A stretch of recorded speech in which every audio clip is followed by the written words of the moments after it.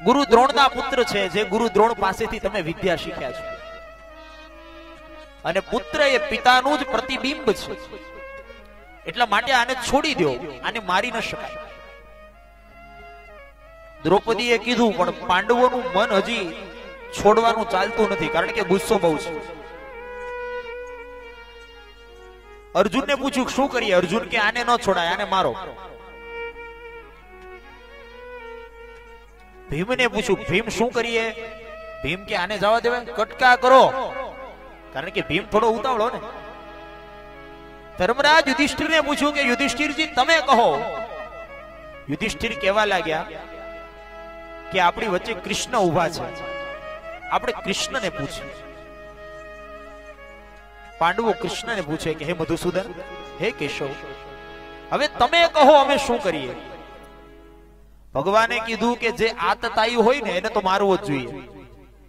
આતતાયી એટલે જેને પાપ કર્યું હોય, જે આતતાયી હોય એને મારવો જોઈએ. એમ કૃષ્ણ બોલ્યા એટલે ભીમે તરત તાળી પાડી, વાહ, આ આપણા પક્ષમાં. ભગવાને કીધું સાંભળ, આતતાયી હોય એને મારવો જોઈએ એ વાત બરાબર, પણ જો એ બ્રાહ્મણ હોય તો એનો શિરોવધ ન થાય, શિખાવધ થાય. જો બ્રાહ્મણ હોય તો એનું મસ્તક ન કપાય, એની શિખા કાપવામાં આવે. બ્રાહ્મણની શિખા કાપી નાખવી, એને અપમાન કરવું, બ્રાહ્મણને જેવા તેવા વચન કહેવા, બ્રાહ્મણને આપેલું ધન પાછું છીનવી લીધું, બ્રાહ્મણને નિશ્ચિત કરેલી દક્ષિણા ન આપવી, જાહેરમાં બ્રાહ્મણનું અપમાન કરવું, આ બધા બ્રાહ્મણના વધ કર્યા સમાન પાપો છે. અંતે કૃષ્ણના કહેવા પ્રમાણે એ અશ્વત્થામાનું ભરસભામાં અપમાન કરાવી, એના મસ્તક ઉપરના કેશ હતા એનું કર્તન કરાવી, મસ્તકમાં જે મણી હતો એ આંચકી લીધો, ભરી સભામાં અપમાન કરી અને અશ્વત્થામાને કાઢી મૂક્યો. અશ્વત્થામા ત્યાંથી નીકળી ગયો. અશ્વત્થામા ગયો તો ખરા, પણ મનમાં વેર વાળવાની ભાવના છે. મનમાં બળે છે, ચિંતા કરે છે કે હું ક્યારે વેર વાળી લઉં. અને વેર છે ને એ માણસને સતત બાળે છે. અગ્નિ હોય ને એ તો ક્યારેક જ બાળે, પણ વેરની અગ્નિ માણસને સતત બાળે છે. કે સુતજી શૌનકાદી ઋષિઓને રાજા પરીક્ષિતના જન્મ કર્મની કથા સંભળાવે છે, અને એ કથાના અનુસંધાનમાં પરીક્ષિતના પૂર્વજો એટલે કે પાંડવોની કથા સંભળાવી છે. અશ્વત્થામાએ પોતાના ખડગ દ્વારા દ્રૌપદીના 5 પુત્રોના મસ્તક કાપ્યા. જ્યારે આ વાતની અર્જુનને ખબર પડી ત્યારે અર્જુન અશ્વત્થામાને પકડીને દ્રૌપદીની સામે હાજર કરે. ભગવાન કૃષ્ણ અને સૌ સભાસદોના કહેવા પ્રમાણે અશ્વત્થામાનું અપમાન કરી અને અશ્વત્થામાને ત્યાંથી કાઢી મૂકવામાં આવ્યું છે. અને જ્યારે અશ્વત્થામાને ત્યાંથી કાઢી મૂકવામાં આવ્યો ત્યારે અશ્વત્થામાના મનમાં બદલો લેવાની ભાવના જાગી છે. અશ્વત્થામા મનમાં વિચાર કરે છે કે પાંડવોએ મારું અપમાન કર્યું છે, હવે તો હું પાંડવો સાથે જ્યાં સુધી વેર ન વાળું ત્યાં સુધી મારા મનને શાંતિ ન થાય. મેં આગળ પણ તમને કોઈ સંદર્ભમાં કીધું હતું કે આ દુનિયાનો મોટો માણસ એ છે જે ક્ષમા આપી શકે, પણ અહીંયા તો અશ્વત્થામાના મનમાં વેરની અગ્નિ છે અને પરિણામે વિચાર કરે અશ્વત્થામા કે શું કરું. વિચાર કરતા કરતા મનમાં વિચાર આવ્યો, અભિમન્યુની પત્ની ઉત્તરાના ગર્ભમાં એક બાળક છે. એ બાળકથી પાંડવોનો વંશ આગળ ચાલવાનો છે. હવે એક કામ કરું, ઉત્તરાના ગર્ભમાં જે બાળક છે એને જ મારી નાખું, એટલે પાંડવોનો વંશ આગળ ચાલે નહીં. આવો વિચાર અશ્વત્થામાના મનમાં આવ્યો છે. અને પરિણામે પાછું બ્રહ્માસ્ત્ર કાઢ્યું છે અશ્વત્થામાએ. જુઓ, શક્તિ, પાવર એ જ વ્યક્તિને દેવો જે પાવરનો સદુપયોગ કરે. આજે સમસ્યા એવી થઈ છે કે પાવર એવા લોકોના હાથમાં છે કે એ પછી પાવર જ કર્યા કરે છે. આમ કહેવાય પબ્લિક સર્વન્ટ, પણ પબ્લિકે એને સર કેવો પડે તો જ એનું કામ સર થાય, નહીતર સર ન થાય.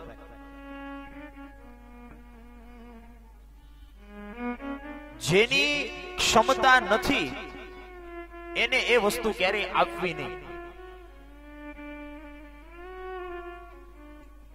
સમુદ્ર હોય ને એમાં કદાચ 2 ટેન્કર ઠલવી દો ને પાણીના તો સમુદ્રને વાંધો ન આવે, એ ન છલકાય.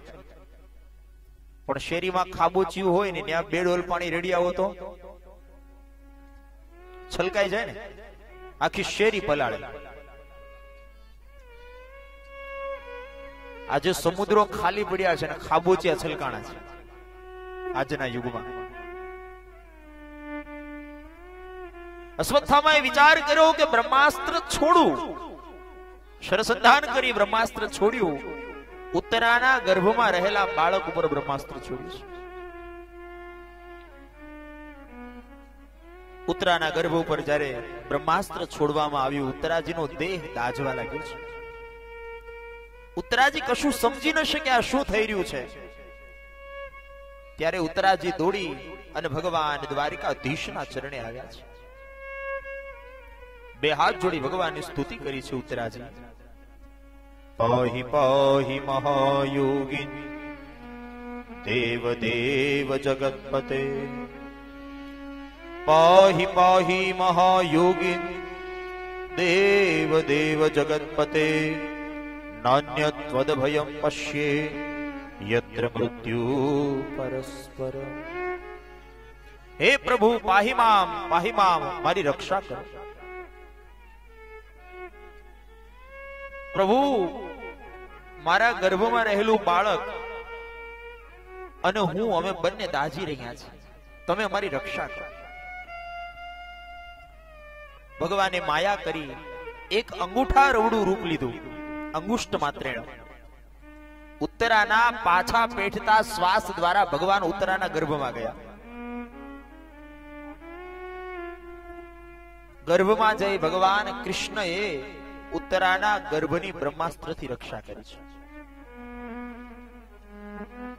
એક વસ્તુ યાદ રાખજો, મારવા વાળા કરતા બચાવવા વાળો બહુ મોટો છે. ઈશ્વરે જે ધાર્યું છે એ જ થશે. માણસનું ધાર્યું કશું થતું નથી.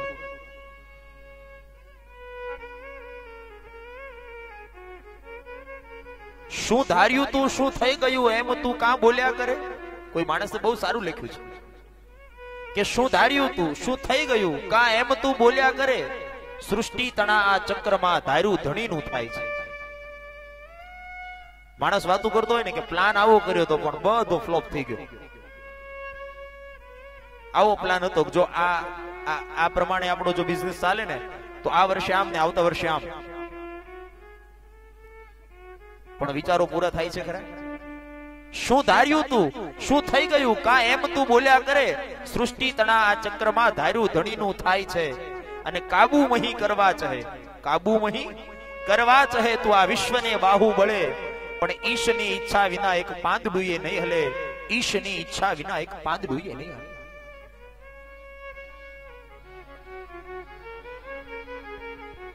અને લખ્યું હશે તો એ ભોગવવું જ પડશે. આગળની કથામાં મેં એક અનુસંધાને કીધું હતું અને પુનઃ તમને એકવાર યાદ કરાવું. એકવાર એક કાગડો લીમડાની ડાળ ઉપર બેઠો હતો. સવારે 6 વાગે 6:30 થયા ને એટલે યમરાજ આવ્યા સવારે વહેલા અને કાગડાની સામે ઉભા હસવા માંડ્યા. સવારમાં 6:30 યમરાજાના દર્શન થાય એટલે સ્વાભાવિક છે કાગડો ગભરાણો. પૂછું કે અત્યારમાં તમે કેમ હસો છો? યમરાજા કહેવા લાગ્યા હું એટલા માટે હસું છું કે આજે સાંજે 6 વાગે તારું મૃત્યુ છે. એમ કઈ યમરાજા તો જતા રહ્યા. પેલો કાગડો ચિંતામાં આવી ગયો, હવે મારે મરવું નથી ગમે એમ થાય. શું કરું તો ન મરું. કાગડાનો એક મિત્ર હતો ગરુડ, એને ગરુડને બોલાવ્યો. કીધું મિત્ર તું મારી એક મદદ કરીશ? બોલે શું?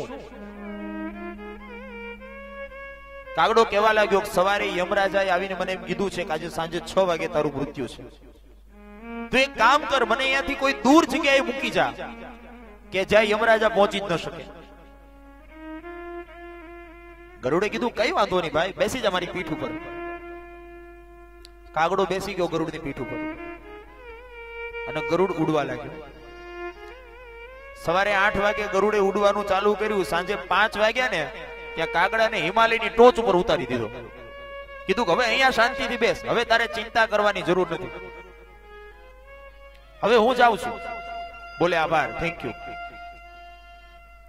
5 વાગે ગરુડ ગયો અને 6 વાગ્યા પાછા યમરાજ આવ્યા હિમાલયની ટોચ ઉપર અને પાછા હસવા મળ્યા. કાગડો કેવા લાગ્યો કે હવે હું કામ હસો છો?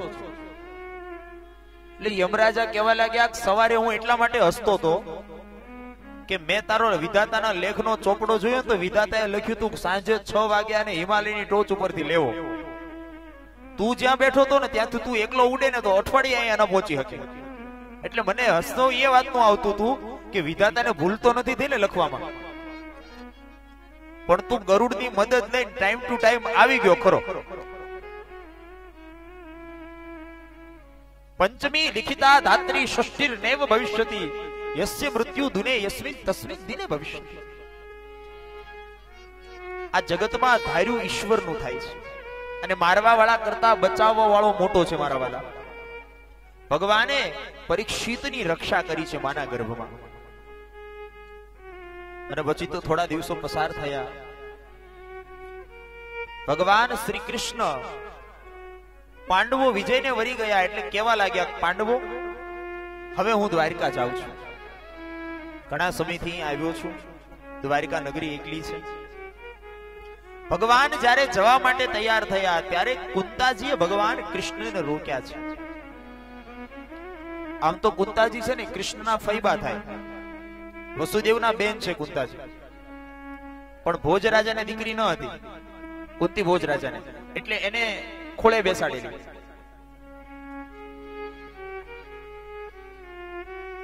કૃષ્ણ જ્યારે નીકળ્યા ત્યારે કુંતાજી આવીને ઉભા રહ્યા અને બે હાથ જોડીને કીધું પ્રભુ અત્યાર સુધી હું એમ માનતી હતી કે તમે મારા ભાઈના છોકરા છો, પણ આજે મને ખબર પડી કે તમે મારા ભાઈના છોકરા નથી. ભગવાન કહેવા લાગ્યા અરે ફૈબા તમે શું બોલો છો? બોલે તમે જે સાંભળો છો ને એ જ બોલું છું.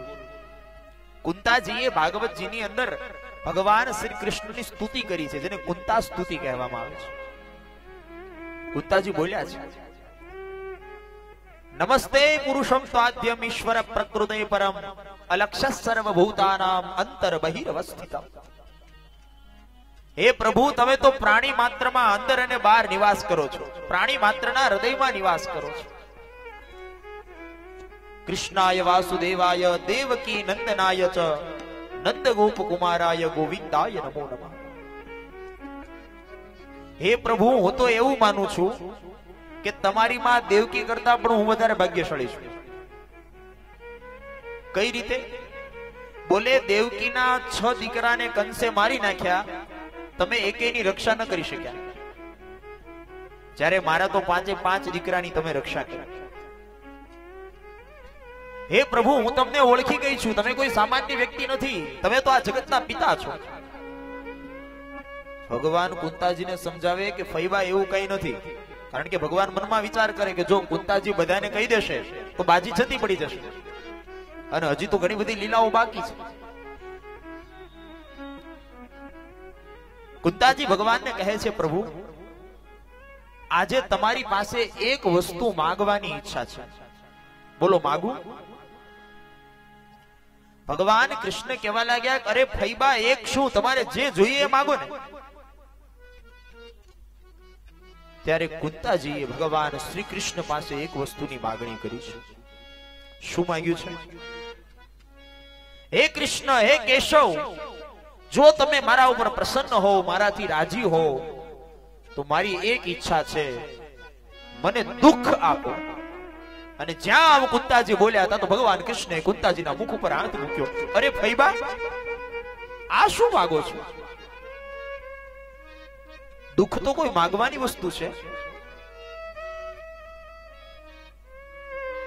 કુંતાજી કહેવા લાગ્યા કે દુઃખ એટલા માટે માંગુ છું કે જ્યારે જ્યારે સુખ આવે ને ત્યારે ભગવાન દૂર જતો રહે છે. દુઃખ આવે ને ત્યારે જ ભગવાન યાદ આવે છે. અહીંયા બેઠેલા બધાએ અનુભવ્યું હશે કે 2 લાખ રૂપિયાનો ફાયદો થાય ને તો માણસ બેંક ગોતે, પણ કોઈ દુઃખ આવે તો માણસ ક્યાં જાય? મંદિરે.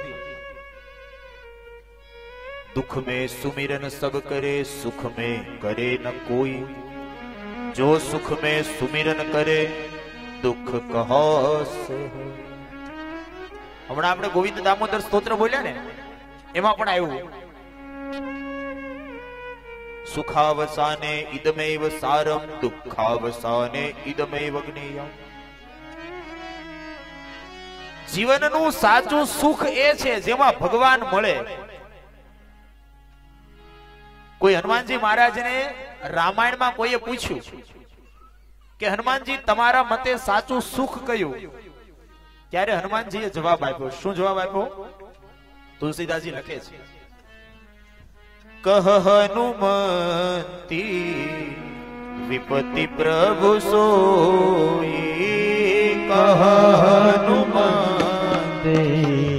વિપતિ પ્રભુ સોઈ. કહ હનુમંત વિપતિ પ્રભુ સોઈ.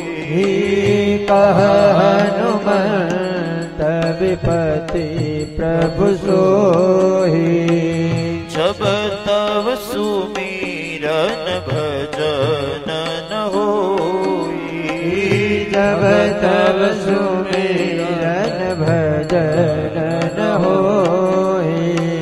જબ તવ સુમિરન ભજન ન હોઈ. જબ તબ સુમિરન ભજન ન હોઈ. કહ હનુમંત વિપતિ પ્રભુ સોઈ. જબ તબ સુમિરન ભજન ન હોય. હનુમાનજી કહે છે, હે પ્રભુ, આ સમયમાં, આ સમાજમાં, આ સંસારમાં સાચી સંપત્તિ એ છે જ્યારે ભગવાનનું નામ યાદ આવે. આપણા આમંત્રણને માન આપીને શાસ્ત્રી શ્રી મિહિરભાઈ અને શાસ્ત્રી શ્રી પ્રશાંતભાઈ વામન ગુરુજી બંને પધાર્યા છે. તાળીઓથી આપણે એમને સત્કારીએ. વ્યાસપીઠથી એમનું હૃદયથી સ્વાગત છે. હનુમાનજી કહે છે કે સાચી સંપત્તિ એ છે ભગવાનનું નામ. પણ આપણે સંપત્તિ કોને માનીએ છીએ? પૈસા. આજનો માણસ પૈસાની પાછળ એટલો બધો દોડી રહ્યો છે.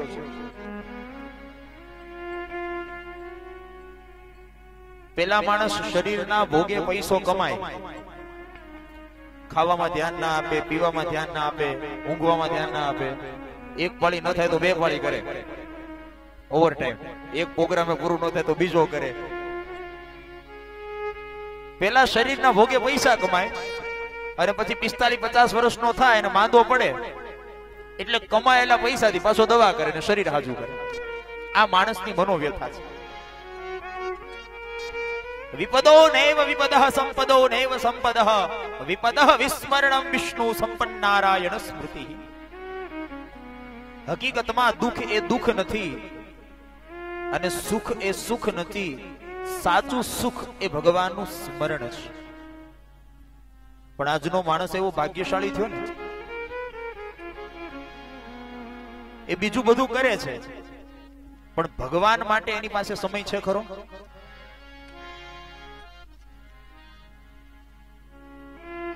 આજે છે ને માણસ માટે ભગવાન છે ને એ ગૌણ છે. તમે જુઓ, તમે બધા અહીંયા બેઠેલા છો, બધાએ અનુભવ્યું હશે. બધાએ હોટલમાં જમવા જતા હશો. હોટલમાં માણસ જમે ને, જમ્યા પછી બિલ પે કરે અને બિલ પે કર્યા પછી વેઇટર આવે અને ટીપ આપે. ટીપ કેટલી આપે? 10 રૂપિયા કે 20 રૂપિયા, 10 રૂપિયા કે 20 રૂપિયા ટીપ આપનારો માણસ મંદિરે જાય અને આરતીની થાળી ફરતી ફરતી આવે તો એમાં શું નાખે? તમારા અહીંયા ઉપર હાથ મૂકીને કેજો, શું નાખીએ? રૂપિયો. હવે વિચાર કરો, ભગવાન મોટો કે વેટર મોટો? અને પછી પાછા ભગવાનને કહીએ તને જેવું દઈએ એવું તું મને દેજે, તો ભગવાનની પરચુરણ જ આપે ને. જેવું કરો તેવું ભરો, એ ભાવના ભૂલશો નહીં.